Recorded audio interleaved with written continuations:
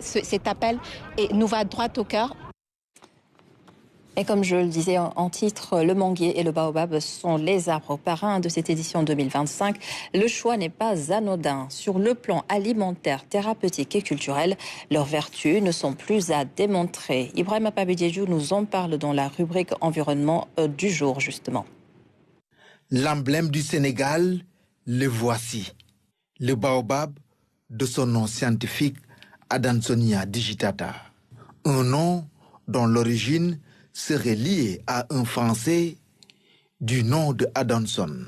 Il aurait consacré ses travaux sur l'espèce. De Adansonia, on a pris Adanson, maître de la botanique dans la cour du roi de France, qui avait parrainé ce baobab pour qu'il porte son nom. Parce qu'il a fait ses études quand il est venu au Sénégal à l'âge de 22 ans, en 1749.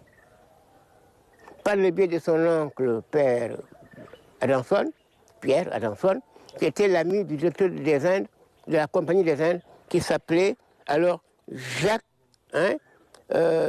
Dupleix, qui était le directeur de la Compagnie des Indes de 1749, quand il venait à 1754. Parce que lui, Adanson, il est venu en 1749, il a quitté le Sénégal en 1753. C'est une espèce originaire d'Afrique, contrairement à ce que les gens disent que c'est originaire de Madagascar. Effectivement, Madagascar faisait partie intégrante de l'Afrique.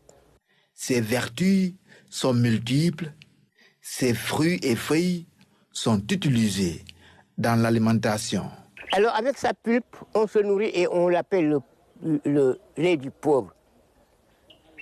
Et de par là, les Arabes l'ont appelé Abou Ibab, le père des seins. Parce que si vous voyez le fruit, c'est comme les seins d'une femme allaitante. Et dans ce fruit, il y a ce qu'on appelle la pulpe. Cette pulpe-là est utilisée pour faire du lait naturel, du lait à partir végétal. On peut dire, pour l'Adansonia digitata, tout est bien fait. Que ce soit les feuilles qui sont utilisées souvent pour la consommation locale. C'est-à-dire nos paysans utilisent ça par rapport à la préparation du couscous, c'est-à-dire le mil lorsqu'il est enfariné et utilisé pour le couscous. La gousse, c'est-à-dire le fruit de baobab, est très utilisé et nos parents chrétiens aussi l'utilisent souvent par rapport à leur fête de Pâques, surtout avec le ngala. Par rapport au tissage aussi, il est utilisé dans le tissage pour faire des nappes. Les gousses aussi, c'est-à-dire le fruit, est bien utilisé parce que ça soigne aussi la dysenterie. Le manguier, quant à lui, est d'origine étrangère. Le manguier vient d'Inde et de Birmanie. On l'appelle Mangifera indica. C'est comme le nîmes que tu entends parler Azadirachta indica. Et d'autres plantes qu'on appelle indica, qui ont le deuxième nom. Ça, c'est une plante qui n'est pas de chez nous. Mais on l'a tellement introduit qu'il s'est bien adapté. Et donc, mais qui fait de l'ombrage, qui fait alors une bonne économie, c'est une plante utile à usage multiple.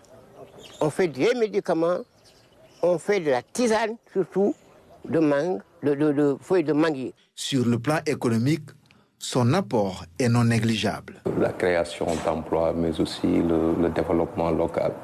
Donc le Sénégal, il faut dire que le Sénégal produit chaque année entre 125 000 et 130 000 tonnes pour des volumes d'exportation de plus de 12 000 tonnes.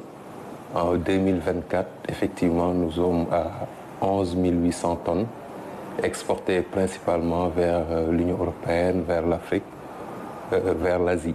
En termes de devises, en 2024, nous sommes à plus de 17 milliards, en tout cas, de chiffre d'affaires réalisés. Le manguier et le baobab sont des arbres aux vertus multiples. En les choisissant comme arbres parrains, les autorités encouragent ainsi leur plantation partout au Sénégal.